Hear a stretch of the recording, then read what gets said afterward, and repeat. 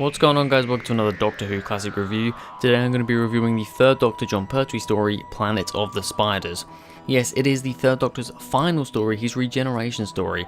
A pretty special one for me because I believe this is the last regeneration story I have to watch.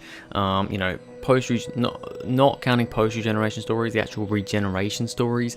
Things like Time and the Rani in the movie don't count as regeneration stories, they're post-regeneration. So this is the last regeneration story that I have to watch. So it's pretty big because of that, and I was quite looking forward to watching this one. But anyway, this is Planet of the Spiders by Robert Sloman. At a Tibetan retreat in the English countryside, a group of men are using ancient meditation rituals to tap into a mysterious alien power.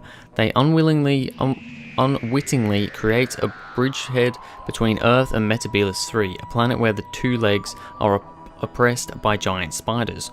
The creatures are desperate to recover the blue jewel that the Doctor gave to Jo Grant as a wedding gift. Now the Doctor must risk everything and return to Metebelis 3 to face the awesome power of the Great One, who plans to use the crystal to enslave all of humankind. So a pretty interesting little plot we've got going on there. For the first Doctor's final story, his swan song. Of course, I haven't watched all of the third Doctor's era. I'm actually about halfway through. Actually, I've watched about half of his stories now, which is pretty cool. I'm really enjoying his stuff. I think his era seems to be one of the best and most consistent from what I've seen so far. And yeah, this is his final story, his regeneration story. So yeah, I was really looking forward to this one. But anyway, let's start off with the cast. So Jon Pertwee is the third Doctor. He does an amazing job. It's his final proper story from his era, and he just puts his all into it like he always does.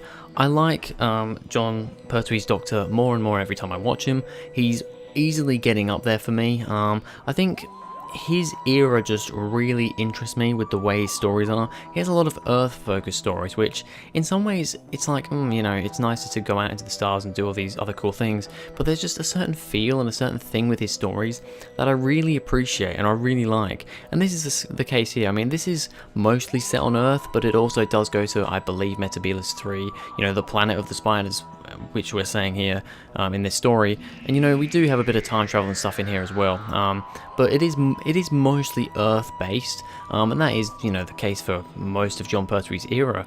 But I think Jon Pertwee does such an amazing job in the role. He's such a good Doctor. He has that suave, swashbuckling, James Bond-esque character about him, which I really like. This episode in particular, this story in particular, really shows off the James Bond-esque version of the Doctor that the third Doctor was. Yeah, I mean, I think it's episode 2. It's pretty much just completely a car chase. Well, car, boat, and plane chase. Almost all at the same time. So he's a very different Doctor, especially to what came before him, and even to a lot of what came after him. So yeah, he's very unique in that aspect. And I mean, yeah, Jon Pertwee I think is brilliant, and he does an amazing performance in his last story as well, which is awesome to see. We have then, of course, got Elizabeth Sladen as Sarah Jane Smith. She's really good. This is obviously the end of her first season, season 11, which is this season, was her first with the third Doctor. Obviously, she's more well known as being with the fourth Doctor. She does have good chemistry with John Smith, though. I think she does work. She does work better with Tom Baker, but she's still very good here. It's almost kind of like if you're thinking like Matt Smith and Jenna Coleman. It's kind of the same sort of thing, Jenna Coleman I think works better with Peter Capaldi, but she's still very good with Matt Smith. Same here, Elizabeth Sladen, best with Tom Baker, but she's still very good with Jon Pertwee. So yeah, all in all, she's really good here as well, and has some really great scenes, emotional stuff, some funny things, and yeah, really good as well. There's not really much else with the cast I'm going to mention. The Brigadier's in it a little bit, but not much here and there. Mike Yates is in it a little bit as well, he's pretty good. And yeah, really everyone in this story, all the guest cast, are all pretty good. On to the good and the bad, starting off with the good. The blue crystal from Metebelis 3 showing up again. I thought that was a really cool little thing there. The main thing about the story is that the spiders that are, I can't remember if they're actually from Metebelis 3. I know that they are on Metebelis 3 at this time, but the Doctor didn't think that spiders were native to Metebelis 3. But anyway, these spiders are on Metebelis 3. They want this crystal. They need this crystal to enslave humanity or whatever they want to do. And that's kind of the whole thing with the story. And I just like how the whole main plot of this story actually does link back to the Green Death, which was the final story of season 10, where Joe Grant left. He got the crystal to give her as a present. He took it from Metebelis 3 when he managed to get out in the TARDIS again.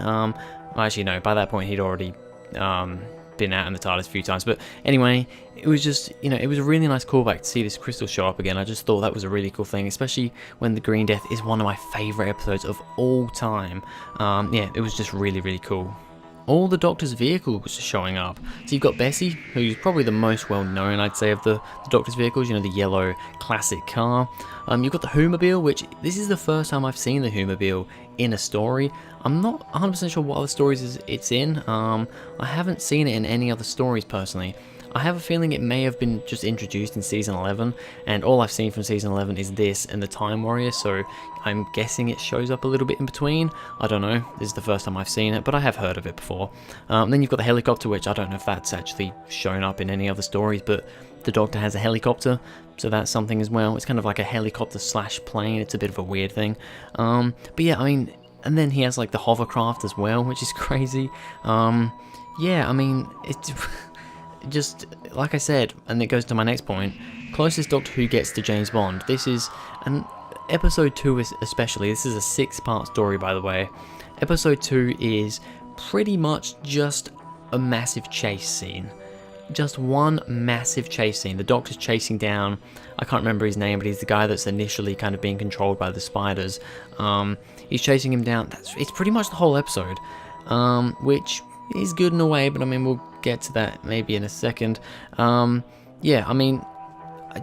was a very action-packed episode, I'll tell you that, but it did go on for a bit long, but completely James Bond, completely, so that was something. The Doctor using Venusian Aikido, it's always a good thing. I always bring it up as well because I just think it's really cool, and he uses it quite a lot in this story, when he goes and finds the Queen Spider or whatever she is, and he's fighting all those people, and then he eventually gets struck by one of the people being possessed or being taken over by the spiders.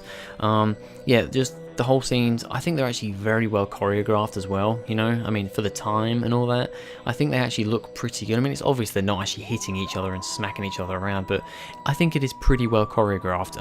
And Jon Pertwee just hitting people, and Venusian Aikido it's not a deadly, violent form of martial arts. It's a defensive form of martial arts, and I really like that, and I think he's just so good. It's really awesome to see him fighting people.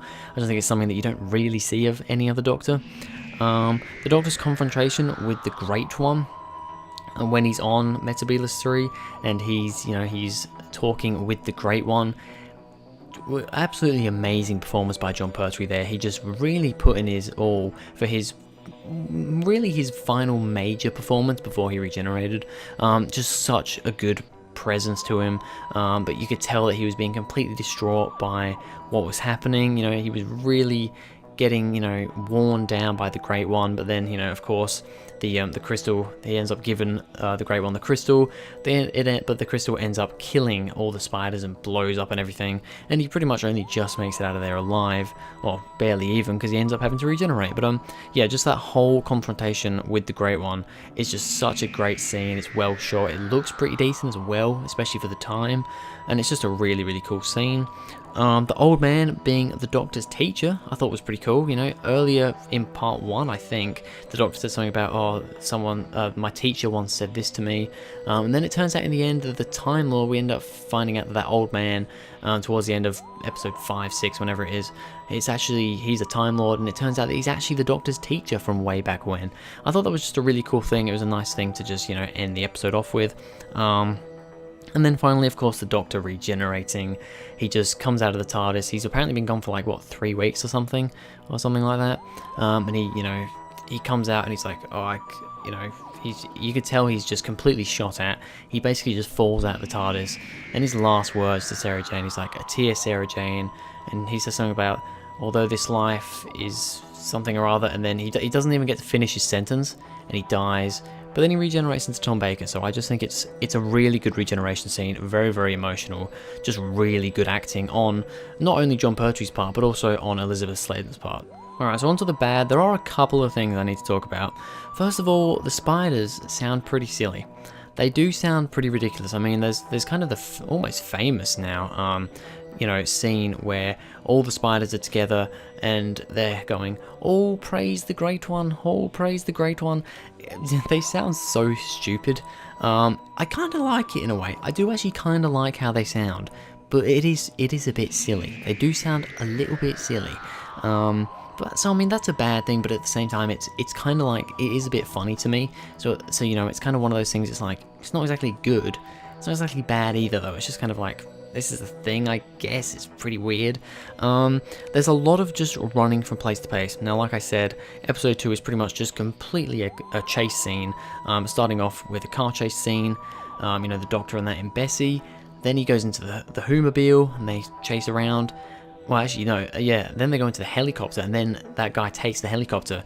Then they go into the Whomobile, we find out that the Whomobile can fly. Episode 2's fun, but it is pretty much just one big chase scene that didn't really need to be there. There could have just been a couple of little chase sequences here and there. Instead, we get a whole episode of it. Kind of felt like that was a little bit of a waste of time. And then should have really been only 4 parts long, I think. I think 6 parts was too long. This episode felt like it went on for quite some time. It did really feel like it was dragging quite a lot. I don't know, it was enjoyable. It was an enjoyable episode, but it did feel quite long at the same time. Okay, so Planet of the Spiders, what did I think of it? Well, I thought it was pretty good. It's nothing amazing. It's probably my least favourite Jon Pertwee so far, just as a story, so I'm going to give it at the moment a 6.5 out of 10, maybe even a 6, but at the moment I'm going to say a 6.5. It's good, it's just nothing amazing. I think the fact that this is Jon Pertwee's final story and the regeneration and all that emotional stuff is the main thing that pulls this together. The plot itself is interesting, but quite dragged out. That's my main thing. It's quite an interesting plot, and I like how they've done it in a lot of ways, but it is a bit too drawn out. It didn't need to be so drawn out. And I think that's the main issue with the story. It's really stretched. It's a super stretched out story. Takes a long time for things to get going in some ways, and then things just kind of slowly unravel, but not in exactly a particularly, you know, rewarding or exciting way. It's just a bit slow, which is my main issue. But then again, you know, it's just what I think, and it's still enjoyable. I would definitely watch it again. But anyway, that's going to be it for this video, guys. Thank you very much for watching. If you enjoyed, please go ahead, like and subscribe, and I'll see you guys in the next video.